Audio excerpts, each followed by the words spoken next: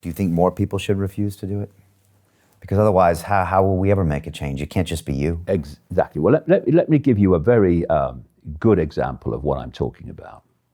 You see, if one person does something, they can pick them off and target them. They could do that to me. I look forward to it. But when very large numbers of people do it together, you see where the real power is. And it's not with these people in government and the psychopaths behind them. And I'll give you a wonderful example. A few weeks ago, on a very hot day, thousands of people, you remember it, thousands of people headed for the beaches. And there's so many people on the beaches, social distancing, forget it, mate, no chance. So everyone's sitting there having a good time. And what do these people tell you is the quickest way to kill a virus, even if you believe in it, and I certainly don't? It's sunlight.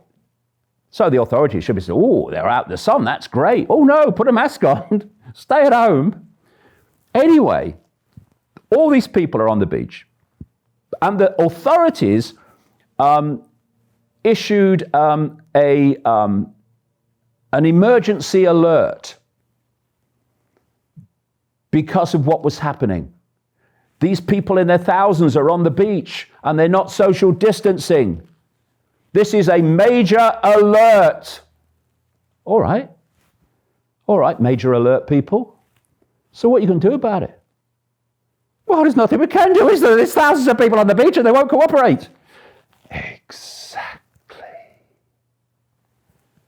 What if those thousands of people refuse to wear masks in shops? In shops in Britain, by the way, where the shop staff don't have to. And you can go into a bar without a mask. That's not a problem. You can't go into a shop. What am I describing?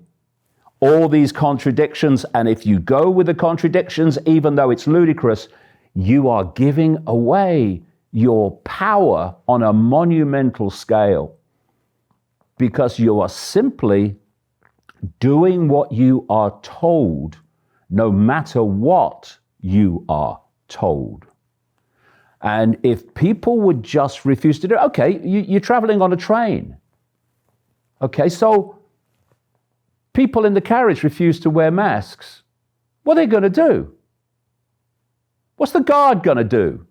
Are you going to call the police when the train arrives at the station? Well, you've seen how many people they're going to have to arrest. They won't bother with that.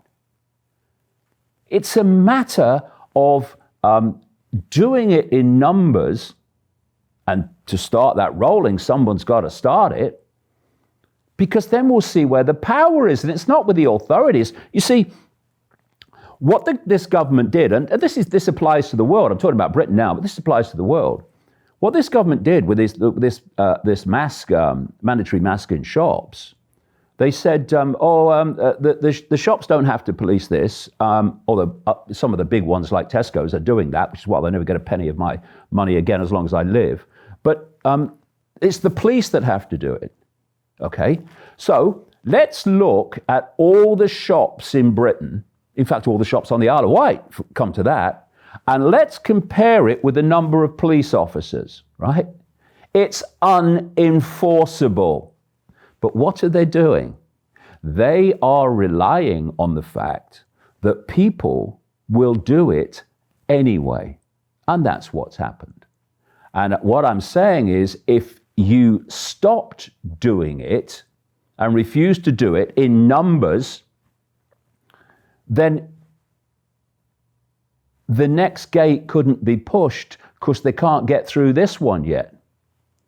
And if we don't start doing this, and I know, people are frightened of authority, they're frightened of challenging authority and not obeying authority, because that's what we're programmed purposely to do. You come out of the womb, and very soon you're sitting at a desk, and an authority figure is telling you what you can do and can't do, when you can eat, when you can talk, when you can go to the toilet, and all these other things that happen once you enter the school system. So, and then there are punishments and rewards for obeying authority or not obeying authority, all the way through your formative years, because they are preparing you for life to be acquiescent to authority and to fear challenging authority. I never learned that one. I must have missed that meeting. And so I know because of this that people are reticent. But all I can tell you is, you know, if people go back to that first interview we did, and I said what this was all about, even before lockdown came in, and where it was going to go, how did I know that? How could I know that that's now played out? Because there is an agenda, which if you uncover it, allows you to predict the future, because unless the agenda is challenged and prevented from unfolding, it's going to happen. It's going to be the future. And I say from this point now, as we sit here, that where they're about to go will make what we've had so far seem like a afternoon tea. Because this script is meant to get more and more and more extreme. And they are going to go hysterical not too long from now, as you go into the fall and the winter, where every sniffle and every cough and every respiratory problem and every flu that they can get away with will be COVID-19, and they will use that to justify levels of lockdown, imprisonment, beyond even what we've seen at the peak of this one. So I know it's intimidating for people, but I tell you what, when you do it, you'll realize it's not as intimidating as you thought it was going to be.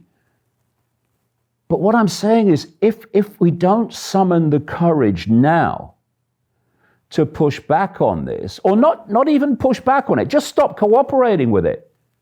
There's no need to fight the government or fight the cult behind government. There's no need to go on protests and wave banners. No need for any of that.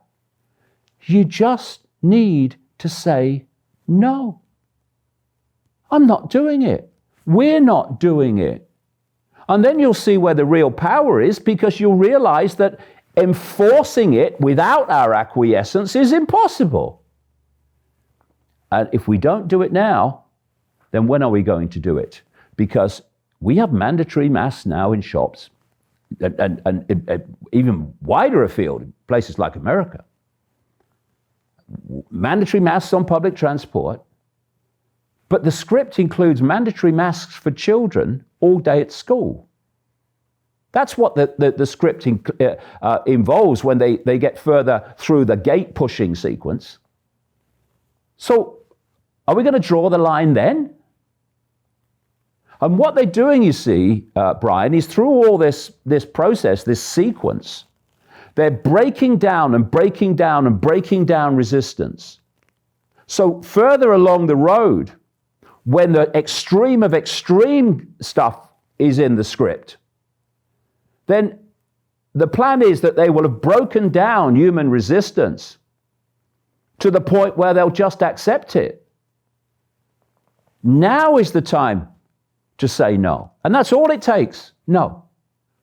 You know, I go into a shop, they say, you've got to sanitize your hands. Oh, all right, I can't come in if I do that, right? I can't buy anything. No, okay, see ya. Have a nice one.